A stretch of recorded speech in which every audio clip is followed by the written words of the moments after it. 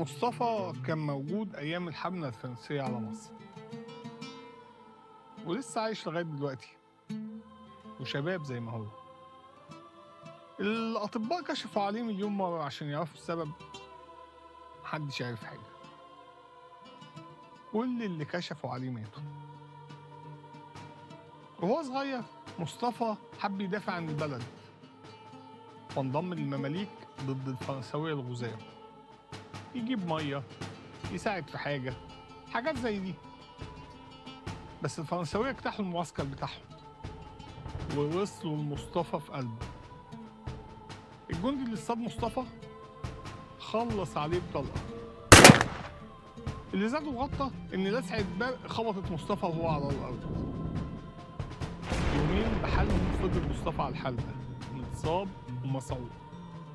في اليوم الثالث بدأ يقوم ويتحرك. استعجب جدا. علامات الطلقات اللي في جسمه مجرد ندبات عادية خالص. صحيح كان فيه شوية ألم بس عادي. مصطفى رجع بلدهم تعبان. اتفاجئ في البلد بزفة في استقباله. الناس في البلد كانوا عملوا صوان وحداد، وكان في صويت وشيخ وتلاوة. كل ده اتقلب بهجة. أمه صممت تخطب له. مش هينسى مصطفى ليلة دخلته أبدا. مراته اتكهربت أول ما لمسها، محدش فهم ليه، بس لقوا وسيلة يقدروا يعيشوا بيها مع بعض. أبو مصطفى مات. سنة كمان وأمه ماتت. صحي يوم مصطفى من النوم لقى ابنه الكبير في جيش إبراهيم باشا في السودان. تاني يوم لقى جاي يتنعش.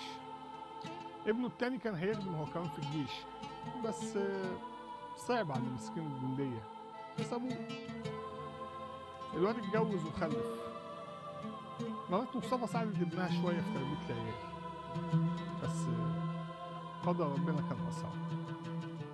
في ليلة بعد الواد التاني ما اتهد من التعب، سهر جنب أبوه يتسمم. جابوا سيرة الابن الكبير اللي مات في الحرب، جابوا سيرة الأم، قعدوا يضحكوا على الجد والجدة. لما الدنيا سكتت خالص والمدة طويلة، الواد أخيرا قرر إنه يسأل أبوه: هو أنت ما بتكبرش إزاي زي الناس كلها كده؟ يعني أمي ماتت أديلها سنين، عجوزة مش شابة، مع إنها أصغر منك بيجي 10 سنين. وأنا ابنك اللي أصغر منك فوق 30 سنة، شكلي إن أنا أبوك. مصطفى كان مستني السؤال ده من زمان. كان بيشوفه في وش كل واحد من أهل بلدهم، اللي في سنه ولسه عايشين باين عليهم الكبر ياما، واللي في دور ولاده شكلهم يخلفوه. مصطفى ما ردش، والابن احتراما لأبوه كمل السهرة بدون ما يضايقه. بس الناس فضلت تسأل وصوتها عالي بالسؤال، خصوصا لما ابن مصطفى كمان مات من الكبر وقت ما كان مصطفى لسه شباب. فضل مصطفى زمان يكشف عند أطباء ويقولوا مفيكش حاجة. كان مصطفى حبيبه هو اللي بيخليه يستحمل.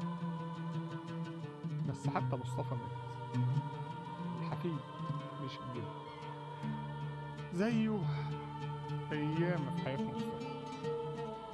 مصطفى يومها ساب البلد وتعبها وأسئلة أهلها، طلع على بلد والتانية والتالتة.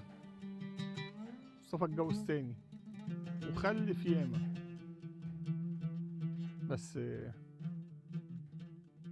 كل يوم كان بيسهر ويقعد يسأل نفسه نفس السؤال اللي سأله له ابنه في سهرتهم مع بعض: أنا ليه كده؟